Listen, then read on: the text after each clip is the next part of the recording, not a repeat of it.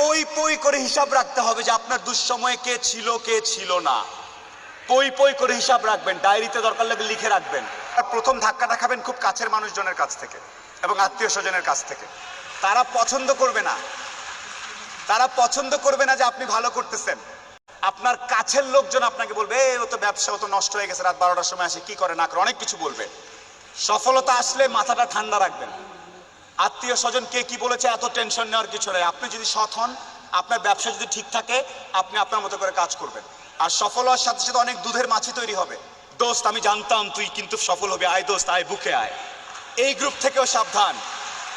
Trust me, পই পই করে হিসাব রাখতে হবে যে আপনার দুঃসময়ে কে ছিল না।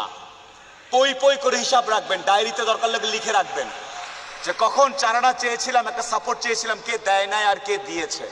যারা দিয়েছে তাদেরকে মাথায় তুলে রাখবেন, আর যারা দেয় নাই তাদেরকেও কাছে রাখবেন। Because you must keep your enemies closer. খুব কাছে রাখতে হবে যে কে কি। সো শেষ করার একটা কথা হচ্ছে যে আপনার ভালো অনেকেই দেখতে পারবে না। অনেকেই যে আমরা ফেস করি, একটু ফেমাস, ওনাকে কেন রাখলো, উনি কে কি, যার যা ইচ্ছা বলো। আপনি আপনার জন্য, পরিবারের জন্য, আপনার স্বাস্থ্যের জন্য, আপনার বন্ধুত্বের জন্য, দেশের জন্য নিজের বলার মতো একটা গল্প তৈরি করবেন। আর কেয়ারফুল থাকবেন, স্মার্ট থাকবেন, একদম স্মার্ট।